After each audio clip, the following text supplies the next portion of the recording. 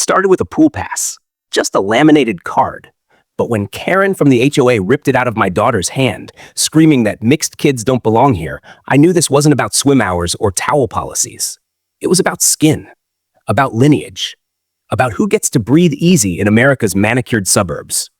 I didn't yell, didn't plead. I kissed my kids, sat at my desk, and filed a federal complaint. 3 weeks later, the Department of Justice knocked on Karen's door. This is how a black father turned a poolside insult into a reckoning. My name is Brian Carter. I grew up in Birmingham, where no colored signs were history, but their ghosts still whispered in shop doorways and schoolyards. So when my wife Maya fell in love with Whispering Pines, the sidewalks, the safety, the sparkling community pool, I hesitated. Places like this don't want us, I warned her. But she insisted. We'd earned this. Dual incomes, spotless records, a minivan that didn't rattle. The neighborhood gleamed like a catalog chute, white fences, wreaths hung with ruler-straight precision, driveways scrubbed clean of mess. Our kids, Liam, 8, Zoe, 6, biracial, beautiful, bold, stood out like jazz in a symphony of silence.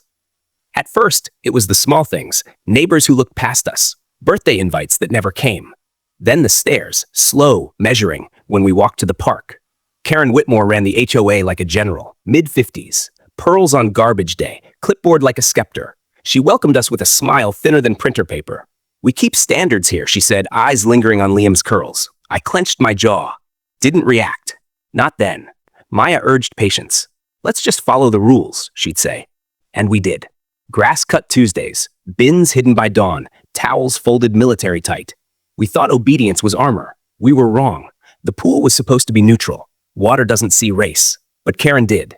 And when she decided our children didn't fit the aesthetic, she didn't whisper. She weaponized the bylaws. Made sure the whole block watched. It began with nitpicks. A note slipped under our door. Unauthorized swimwear. Zoe's rash guard. Safety violation, Karen scrawled in red. We bought new suits. Then Liam got flagged for excessive splashing.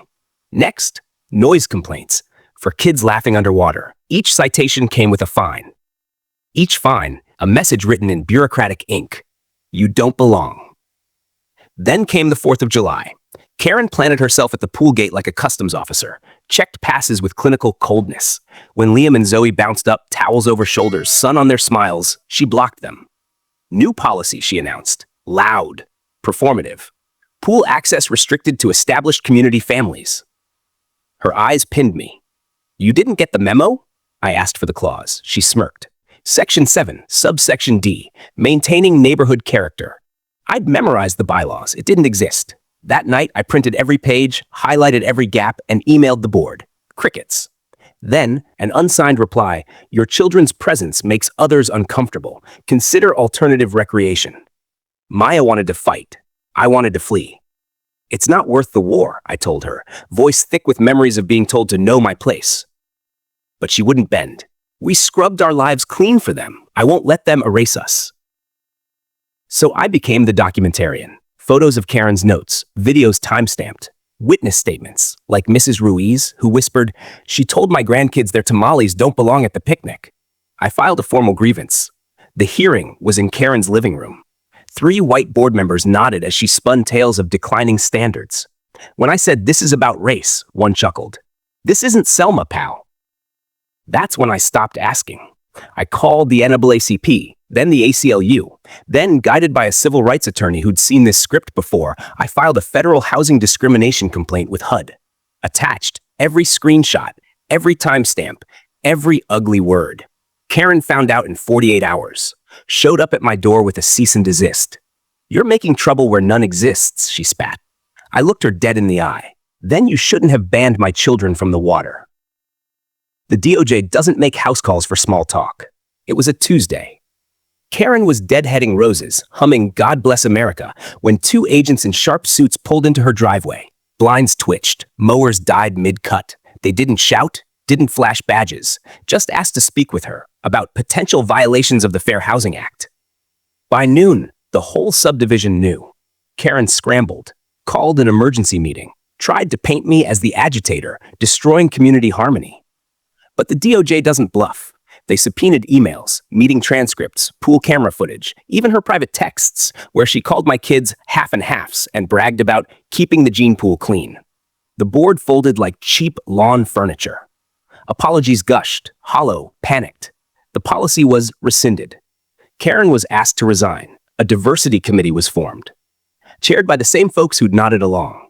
But the real win? The silence. Neighbors who'd never waved now looked at their shoes when we passed. The pool, once loud with splashes, went quiet when my kids arrived.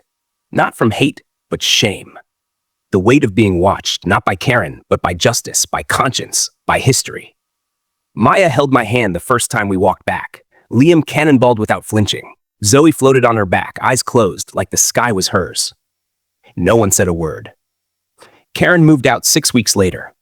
Family reasons, the listing said. We never saw her again, but her shadow remains in the way the new HOA president stiffens when I speak.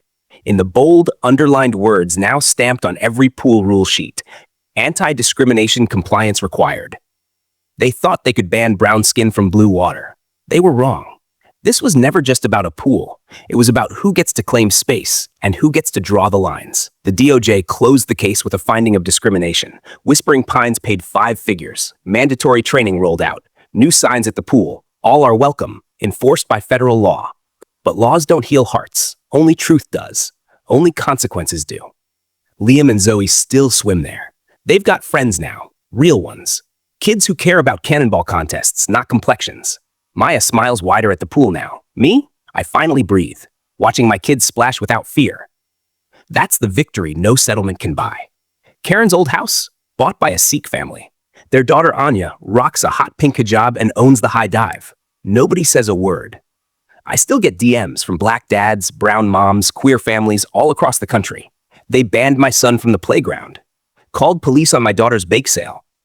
What do? I tell them. Document, report, don't whisper, don't negotiate, file. Laws exist because kindness doesn't dismantle systems. Paperwork does, pressure does, persistence does. Racism doesn't always come with a torch. Sometimes it comes with pearls, a clipboard, a smile that cuts deeper than a snarl. But here's what Karen never got. You can't ban melanin from sunlight, can't outlaw laughter, can't erase belonging, not when a father refuses to look away. So I ask you, what's your pool? Where have you been told you don't fit? And what will you do the next time someone tries to revoke your child's right to splash, to play, to simply exist in a space they never had the right to gatekeep? The water's warm. Jump in. If this story hit home, share it. Someone out there is facing their own Karen. Let them know they're not alone. Subscribe for more real stories of justice, fatherhood, and quiet revolutions. What would you have done? Comment below.